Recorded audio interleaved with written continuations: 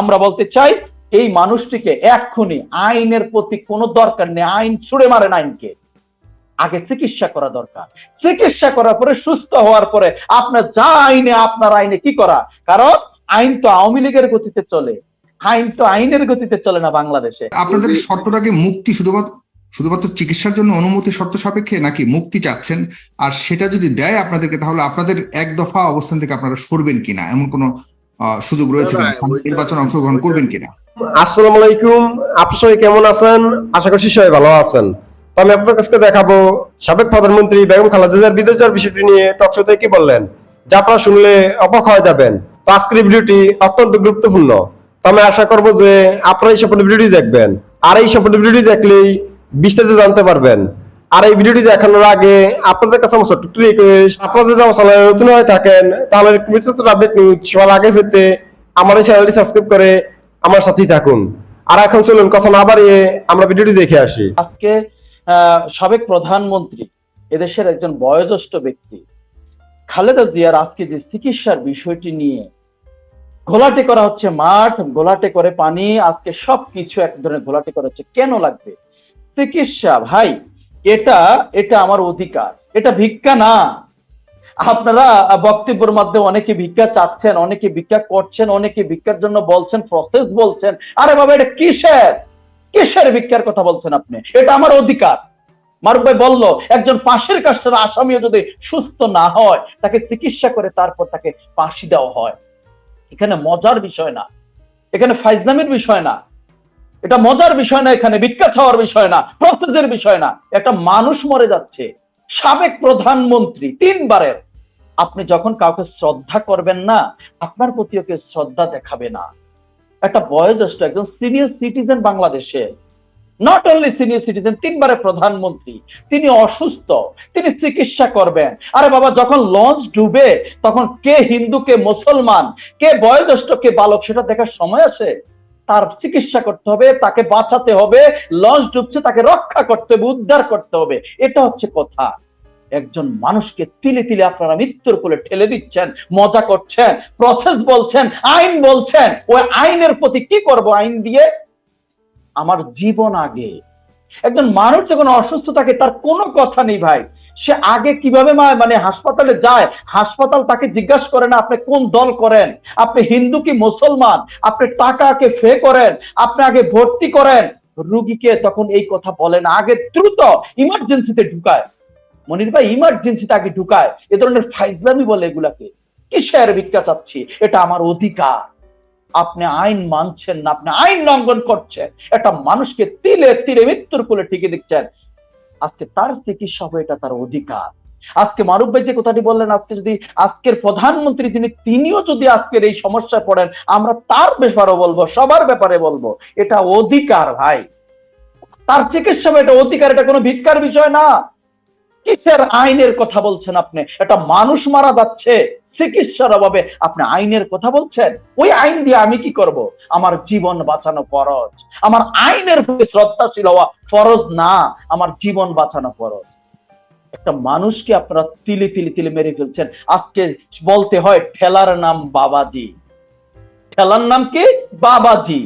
আপনারা এখন জার্মানিতে পাঠান, এখন বলছেন প্রপার ওয়েতে তাকে দরখাস্ত করার জন্য। এতদিন কোথায় ছিলেন? এদেশের 18 কোটি জনগণ তো এই মানুষটির বিষয়ে বলছে। দল বাদ দেন না, একজন সিনিয়র সিটিজেন, সাবেক প্রধানমন্ত্রী, তিনি অসুস্থ, তাকে চিকিৎসা করাবেন। এটা 18 কোটি জনগণের চাহিদা। মানুষ বলছে, শুনছেন কানে, কর্ণপাত করেননি। যখন অস্ট্রেলিয়ার একজন এমপি যখন বললেন তার চিকিৎসা নিয়ে, আজকে সারা পৃথিবী যখন সরব হচ্ছে, ঠেলার নাম বাবাজি এটার নামই। এখন বলছেন প্রপার ওয়েতে স্বরাষ্ট্র মন্ত্রণালয়ের আইনমন্ত্রী এটা বলছেন। কেন? এতদিন কোথায় ছিলেন? এতদিন বলতে পারেননি প্রসেসের কথা? আপনি নিশ্চয়ই মনে আছে, আপনি নিশ্চয়ই মনে আছে যে আমার 10ই জুন, মেবি 10ই জুন, মে অথবা জুন, আমি 10ই মে যখন জামাতকে সমাবেশ করার অনুমতি দিল, 10টি বছর তাদের থেকে কিন্তু কেড়ে নেওয়া হয়েছিল। 10টি বছর তাদের সমাবেশের অনুমতি দেয়নি। যখন 10ই জুন তাকে সমাবেশের অনুমতি দিল, তখন আমরা টক শোতে বললাম, তখন আইনমন্ত্রী, তখন স্বরাষ্ট্রমন্ত্রী, তখন সাধারণ সম্পাদক, তখন তারা বলে এটা তাদের অধিকার সভা সমাবেশ করার।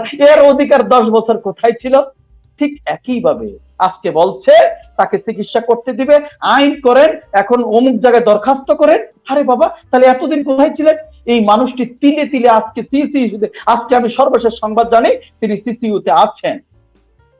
তাকে সিসিইউতে এখন রাখা হয়েছে। একটা মানুষকে আপনারা চিকিৎসা করবে রেখে, আপনাদের আয়ত্তে রেখে তাকে মৃত্যুর কোলে ঠেলে দিচ্ছেন। এটা কোনো সভ্য দুনিয়া হতে পারে? সভ্য মানুষ হতে বিকৃতি মস্তিষ্কের মানুষ আমি মনে করি কোন অসুস্থ রোগীকে চিকিৎসা না দেওয়া প্রপার ওয়েতে। সে আপনারা একটা হাসি হলে চলে যান সিঙ্গাপুরে, কানাডা। তিনি তো সাবেক প্রধানমন্ত্রী ছিলেন, তিনি কি যেতে পারেন না বিদেশে? অসুবিধাটা কোথায়? অসুবিধাটা কোথায়? ভয় পাচ্ছেন? একজন মৃত প্রায় মানুষকে নিয়ে এত ভয় পাচ্ছেন? তাহলে কেন সুস্থতা আপনারা ঠিক মতো ইয়ে করেন না? কেন আপনারা এখনো বোধগম্য হয়নি? আমার বিপ্লব ভাই বললেন, খুব কষ্ট লাগলো বিপ্লব ভাই এটি কথাটা কেন বললেন। একজন মা নাকি, একজন মা অসুস্থ মারা যাচ্ছে, সন্তান নাকি তার চিকিৎসা চায় না। তিনি বললেন কথাটা, বিপ্লব হাজারী বললেন কথাটা যে তার সন্তানও চায় না, যারেক যে চায় না। এটা কোনো কথা? পৃথিবীতে কোনো মা অসুস্থ সন্তান ঠিক থাকতে পারে? তার যদি হৃদয় থাকে, মানবিক হয়, সেও তো একজন তার মা, তিনি কেন চিকিৎসা চাবেন না? তাহলে এগুলো রাজনৈতিক প্রতিপক্ষের এ ধরনের বক্তব্য, এগুলো কখনো ঠিক না, এগুলো বলা ঠিক না। আমরা বলতে চাই এই মানুষটিকে এক্ষুনি আইনের প্রতি কোনো দরকার নেই, আইন ছুড়ে মারেন আইনকে, আগে চিকিৎসা করা দরকার।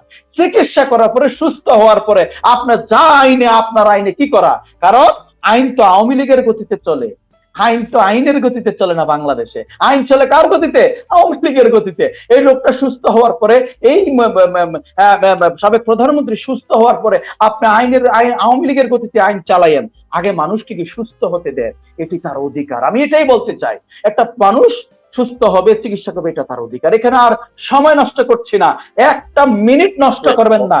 এই মানুষটিকে দায় আপনাদের হবে, ট্যাকেল দিতে পারবেন না এই মানুষটি যদি বিনা চিকিৎসা মারা যায়। আপনি আমার বিপ্লব ভাই বললেন, চিকিৎসার কথা বললেন, তাহলে আজকে এই দেলোয়ার হোসেন সাঈদীকে চিকিৎসা দিয়েছিলেন?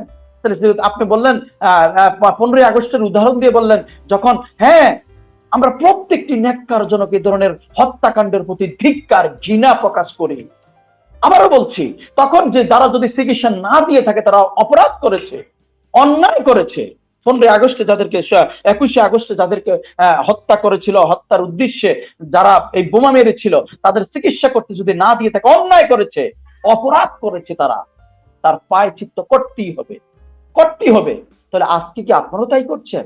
তাহলে আজকে এক্ষুনি কোনো আইনের দরকার নেই, মানুষটিকে চিকিৎসা করতে পাঠান, চিকিৎসা করে যদি সুস্থ হয়ে আল্লাহ ফিরে আনে, তারপর আইনের, আপনাদের আওয়ামী লীগের গতিতে আইনকে চালাবেন। আজকে বাংলাদেশে বসে আজকে অনেকেই আজকে বলছেন, পৃথিবীর সকল দেশ আপনারা দেখেছেন আজকে আওয়ামী লীগের বিপক্ষে না, আওয়ামী লীগের বিপক্ষে না, আপনারা বলছেন এরা দেশের গণতন্ত্র চায়, মানবাধিকার চায়। আপনারা বলছেন কানাডাকে, আজকে কি বললো আমাদের প্রধানমন্ত্রীর ছেলে, বললেন কানাডা নাকি খুন, সন্ত্রাসী আর নাৎসিদের নিরাপদ আশ্রয়। আবার কি বললেন আমাদের ওবায়দুল কাদের নাজানি পররাষ্ট্রমন্ত্রী, বললেন ওখানে সব বদমাইশের নাকি আড্ডাখানা। এই যে রাষ্ট্রকে, প্রত্যেকটা রাষ্ট্রকে শত্রু বানাচ্ছেন, কাকে শত্রু বানাচ্ছেন? আমার রাষ্ট্রকে।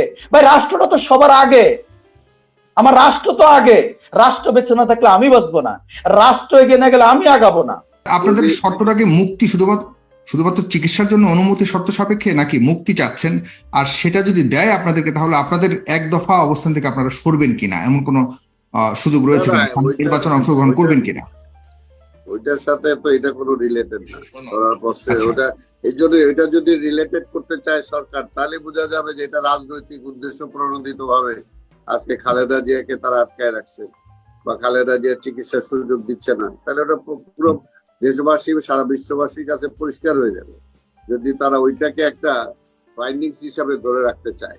আর এমনি তো আমরা বারবারই বলে আসতেছি যে সরকার একটা মানুষের চিকিৎসা সেবা নিয়ে, যেটা তার মৌলিক অধিকার, একটা মানুষের, একটা রাষ্ট্রের, একটা নাগরিকের মৌলিক অধিকার হলো চিকিৎসা সেবা, এটা মৌলিক অধিকার।